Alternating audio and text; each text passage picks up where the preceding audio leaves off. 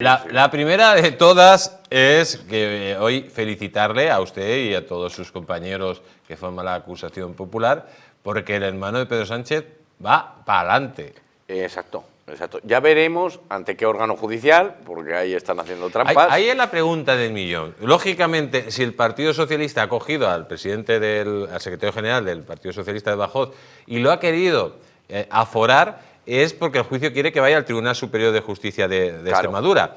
Claro, lo tienen controlado los socialistas porque tiene toda la intención. Evidentemente, si cambian las reglas del juego para ir al TSJ, ¿para qué van? Porque van a tener un trato más privilegiado. No hace falta conocer la Constitución del TSJ ni de la Audiencia Provincial para entender que se hacen esta jugada tan rocambolesca que supone, bueno, ir corriendo de puestos a un montón de afectados, por lo menos 5 o 6, es que ellos saben a lo que van. ¿Y por qué la juez no se ha dado más prisa? Vamos a ver, la juez ha tramitado esto, sinceramente, con una celeridad, pero claro, ¿qué es lo que pasa? Que ellos han sido muy hábiles.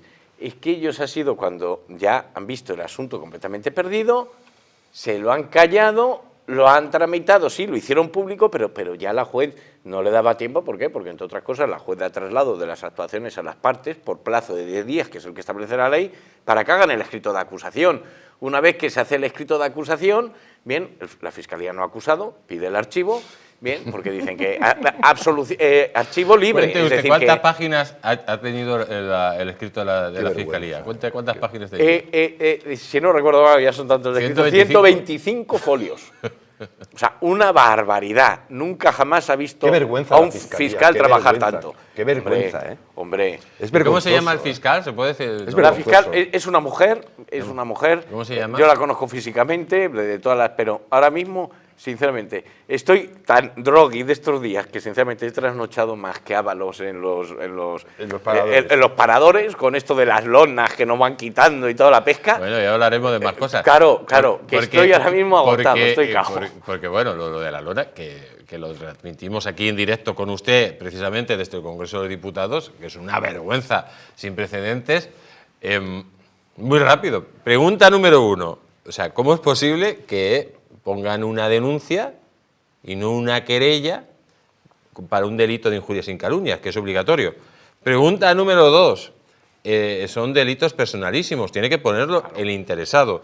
Pregunta número 3. El juez o la juez, no sé si hombre o mujer, ¿cómo admite esa denuncia? La tramita cuando procesalmente no va a ningún lugar, además procedimentalmente ha roto todo el procedimiento, y le pide a la Policía Nacional que quite la lona.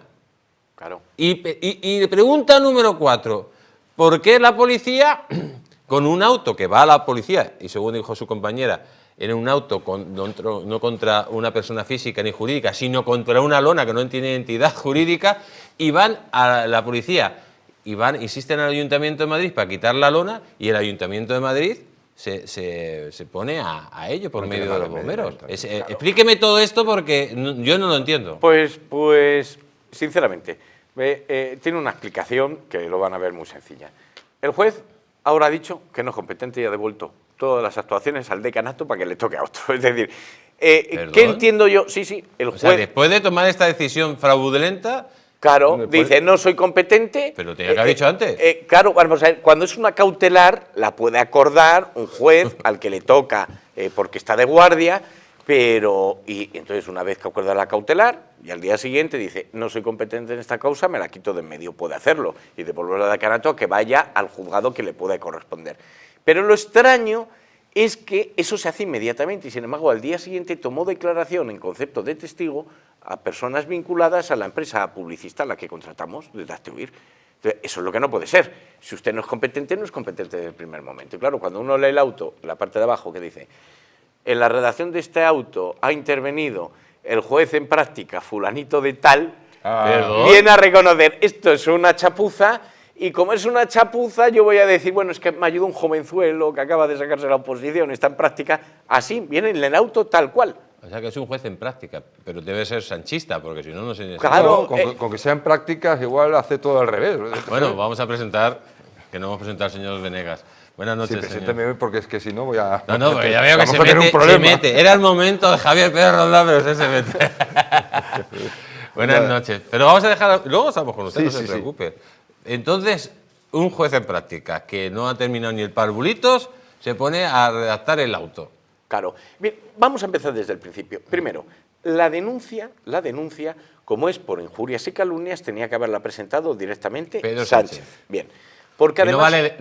no, tiene que ser querella, además. Claro, sí. No sí, denuncia. Pero ahora concretaré lo de querella. Tenía que haber iniciado las acciones oportunas Pedro Sánchez, persona física.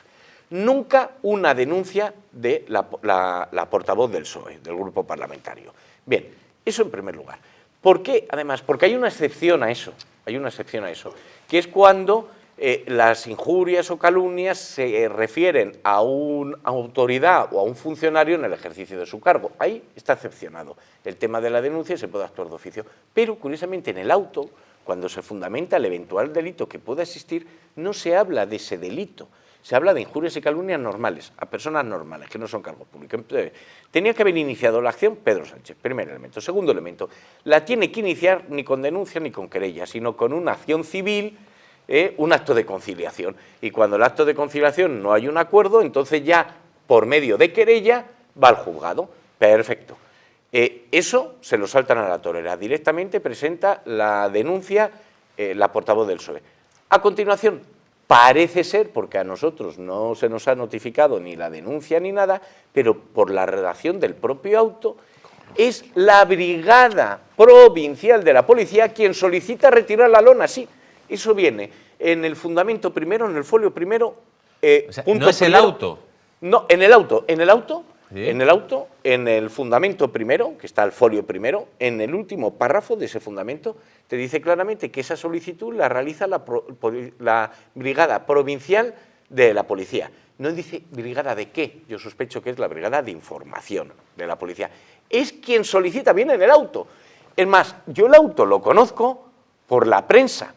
¿Por qué? Porque yo esa misma tarde-noche pues ya había run de que había una denuncia, entonces claro, yo me fui al juzgado de guardia, una denuncia va a llegar al juzgado de guardia y si esta gente denuncia es porque va a pedir una medida cautelar. Voy allí y me persono allí y digo, oiga, mire, bueno, en principio yo entré sin problemas y claro, de repente yo iba con mi carpeta que pone el sello de Astoir, cuando la levanté, vi que cambió la cara de los que rodeaban aquellos, los que estaban ahí.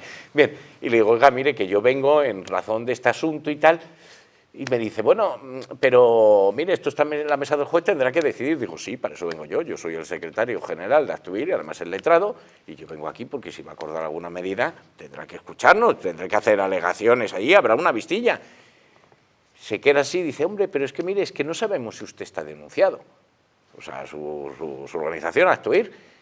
Y le insisto, digo, pues mire, yo necesito que usted me haga un acta de comparecencia de que yo he estado aquí, mire, le entrego los estatutos y le entrego la certificación del registro de mi cargo.